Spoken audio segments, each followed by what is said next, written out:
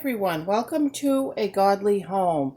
Wow, has it ever been one hot and humid, miserable day today.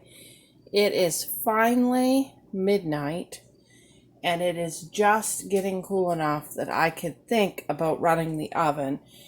So I apologize if the lighting is a little bit off. I promised my son I would have this baked for him when he got home from work. So I've stayed up late enough that I can. So we are going to be making some brownies, but this is not your traditional brownie. This is a very old-fashioned brownie. I found this recipe when I was probably 10 years old in a very old cookbook that my mother had, and I just loved it. I made it every time we got unexpected company when I was a kid, and it makes like a cakey, soft brownie, but it has a very different flavor than what you're used to, and it's not that gummy, buttery, chewy kind of brownie like if you were to use a mix. So here is the recipe for this. And we are going to use a square baking pan, which I have greased. And you need the oven on 350 degrees for this recipe. Now, do not use a substitute on this recipe. I was visiting my mother a while ago, and she made some brownies for my visit, and she said it was this recipe, and I said, no, it's not. And she said, yes, I use that recipe, and I said, no, it doesn't taste like that recipe. Well, then as we got chatting, she had substituted for the shortening. And so this is one of those recipes you don't want to substitute anything. It is just the right balance of ingredients. And you know I do a lot of substituting, but not on this one. Okay, we're just going to stick the ingredients in order and use an electric mixer. Okay, our first ingredient is 1 cup of white sugar,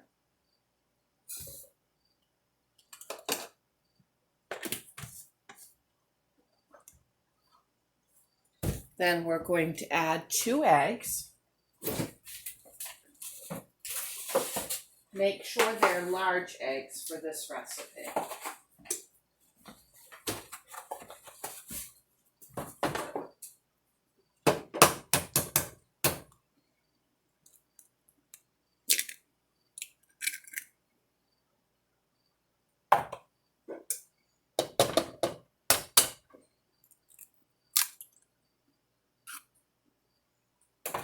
Okay, then we need 1 cup of flour.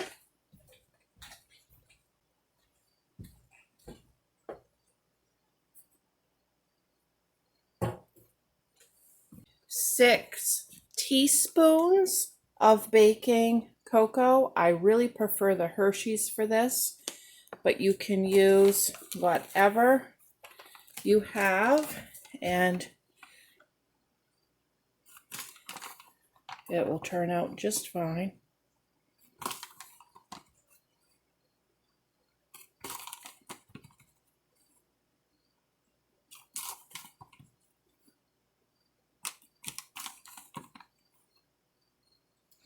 Okay, and then we add a teaspoon of vanilla extract.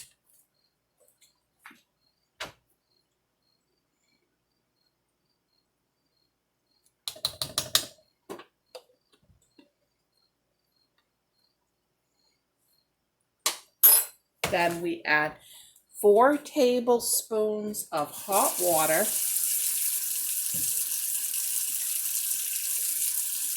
Get it just as hot as you can.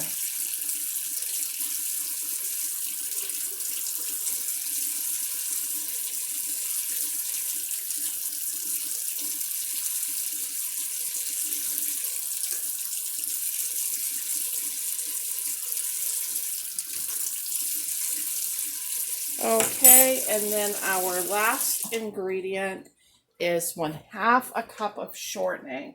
So as you can see, this is a very, very frugal recipe too.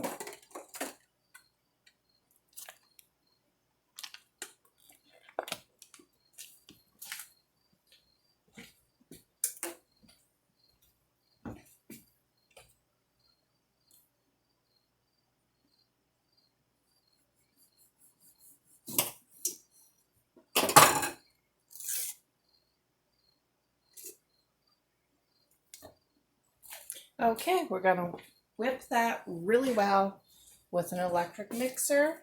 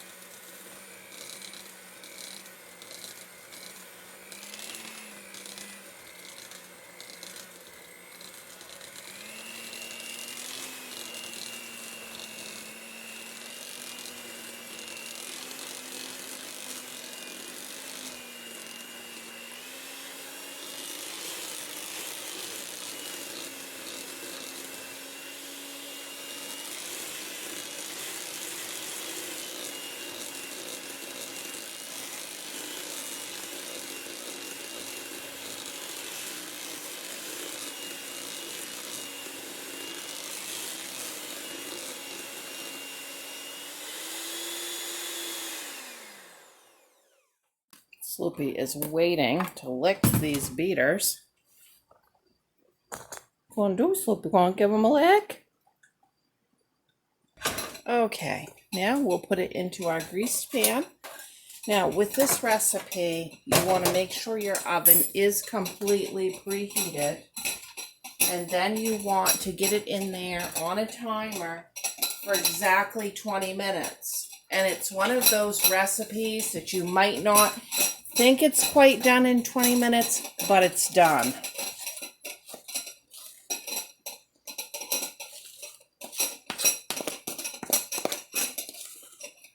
You can see how fluffy that batter is.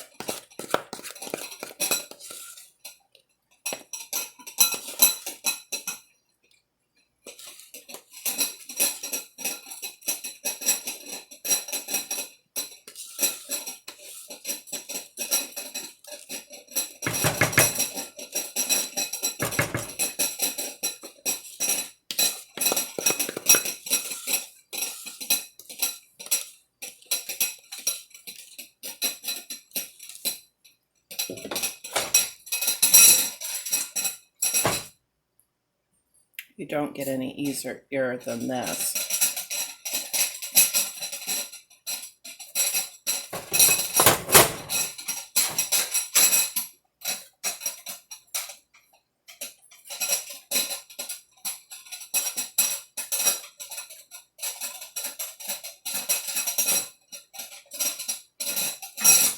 Okay, in they go. I'll see you in 20 minutes. Okay, there it is. Now, just in case your oven is a little bit different in temperature from mine, what you're looking for is you don't want to see any dampness in the center. It will be like darker if it's damp. You want it to be an even color and raised up, and then let it set in the pan for a little bit before you cut it. It's still a little bit warm here, but you can see how nice and moist and flaky that is. Thanks for watching. Bye.